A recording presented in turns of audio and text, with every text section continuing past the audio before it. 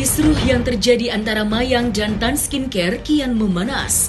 Pihak Tan Skincare sudah 2 kali menerima surat somasi yang dilayangkan oleh pihak Mayang. Tentunya hal ini tidak bisa diabaikan karena menyangkut kelangsungan bisnis mereka. Berkaitan dengan itu, maka kemarin Gil Gladys yang mewakili pihak Tan Skincare menyambangi Polda Metro Jaya untuk berkonsultasi sebelum akhirnya benar-benar melaporkan Mayang ke pihak yang berwajib. Lantas, apa yang menjadi alasan pihak Tan Skincare ingin melaporkan Mayang? Dan apa saja kerugian yang Tan Skincare alami setelah kasusnya dengan Mayang menjadi konsumsi publik? Jadi sekarang aku ke sini untuk koordinasi sama pihak berwajib terkait LP yang mau kita buat sama melengkapi dokumen-dokumen. Ada buktinya, ada semua, tapi kita harus masuk dulu sih. Aku belum bisa ngomong apa-apa sekarang. Karena sekarang tahapnya masih konsultasi dulu, baru kita bisa bikin LP. Sama masih melengkapi dokumen-dokumen. Tanggapannya ya berarti kita akan melaporkan lah ya tuduhan-tuduhan dari pihak sana. Kita akan melaporkan balik bahwa tuduhannya tidak berdasar. Karena kan kita di pihak sana kan sudah somasi 2 kali. Kemarin malam aku terima somasi yang kedua, jadi kita mau melaporkan balik. Karena kan selama ini kita gak diem aja sih ya, kita beritikat baik lah mau minta permintaan maaf dari saudari Mayang, tapi kan tidak digubris.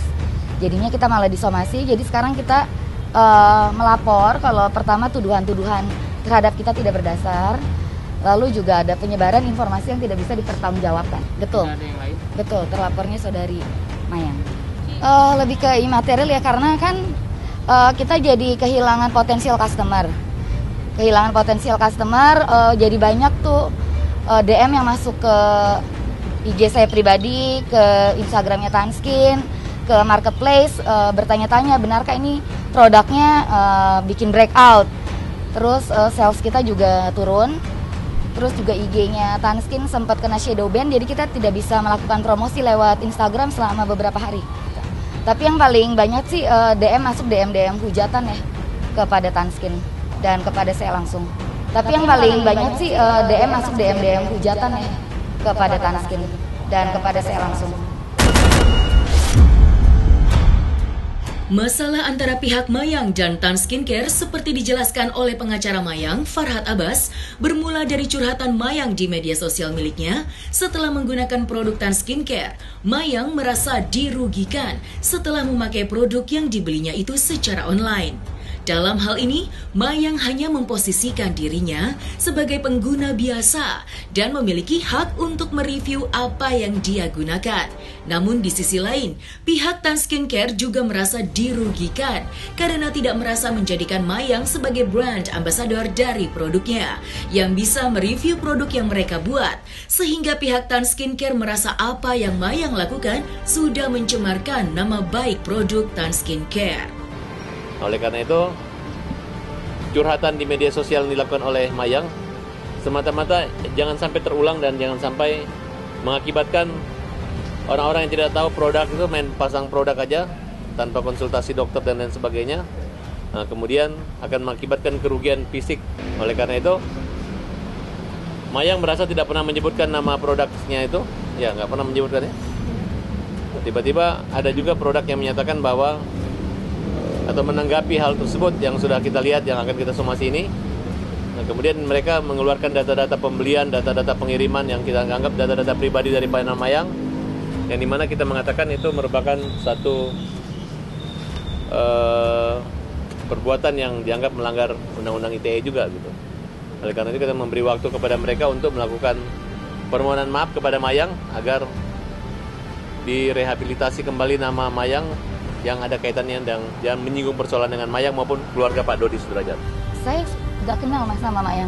Saya pribadi nggak kenal sama Mayang, sama keluarganya nggak pernah ketemu, dan nggak pernah ada rencana untuk merekrut Mayang jadi brand ambassador.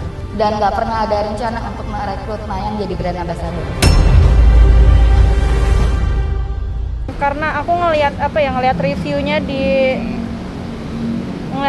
itu kan bagus-bagus, karena reviewnya kan ada yang bilang yang tadinya beruntusan terus jadi glowing gitu. Jadi kan aku kayak ya udah gitu, ingin coba, siapa tahu aku cocok, ya ternyata nggak cocok. Ya kan aku tujuannya nge-review doang.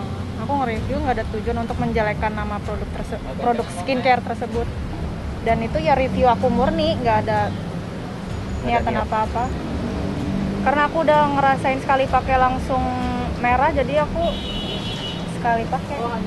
Nanti biar kuasa hukum kita deh yang menjelaskan bedanya review konsumen sama memang pencemaran nama baik atau gimana. Dan dalam hal ini kami sudah membuat satu somasi tertulis yang dimana kita lihat perkembangannya dengan jawaban-jawaban apa yang akan mereka lakukan terkait dengan hal yang menimpa atau merugikan daripada klien kami Mayang. Kalau sepengetahuan saya, klien saya mengatakan bahwa mereka hanya produk lepas saja gitu, nggak ada kerjasama. Mereka menggunakan, kemudian ternyata dampak daripada obat yang digunakan itu mengakibatkan wajah klien kami ini alergi gitu. Jadi seperti yang sudah saya jelaskan kan, sebenarnya kalau pakai skincare itu ada yang namanya purging, ada yang namanya breakout. Itu sudah kita share juga di Instagramnya Tanskin. Kalau misalnya purging itu kulit butuh adaptasi sama skincare-nya, tapi nggak mungkin dalam waktu hitungan jam. Kecuali alergi makanan, itu mungkin dalam waktu hitungan jam. Gini, sekarang sebelumnya kan saya kan berpikir ya Mayang kan masih kecil, masih berapa sih, dia masih 18 tahun kan. Menurut saya ngapainlah ditanggepin gitu. Menurut saya ini nggak penting gitu, bukan sesuatu serius yang harus saya tanggepin.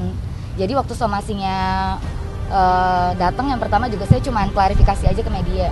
Ternyata sekarang somasinya sampai 2, ya udah sekarang berarti sudah saatnya Tanskin mengambil jalur hukum. Speak up ya.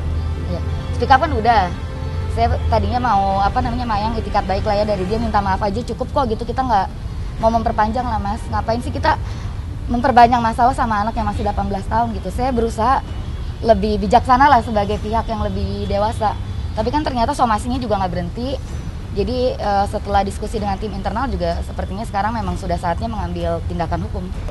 Penurunan penjualan ada, pertanyaan yang ragu dari potensial customer juga banyak banget sih yang masuk ya. Nanya ini produknya lulus BPOM nggak? Emang bener kah bisa breakout gitu, banyak sekali. Kita sih membuka layanan konsultasi kan. Jadi memang sebelum customer beli produk kita membuka layanan tuh separah apa sih masalah kulitnya, apakah memang bisa diatasi dengan produk kita. Sampai sekarang pun orang-orang yang bertanya ragu sama produknya kita jelaskan juga. Jadi kita tetap mengedukasi lah customer kita. Sama puji Tuhan sih customer-customer kita yang sudah pernah mencoba, mereka udah mengirimkan review ya before after gitu ke kita.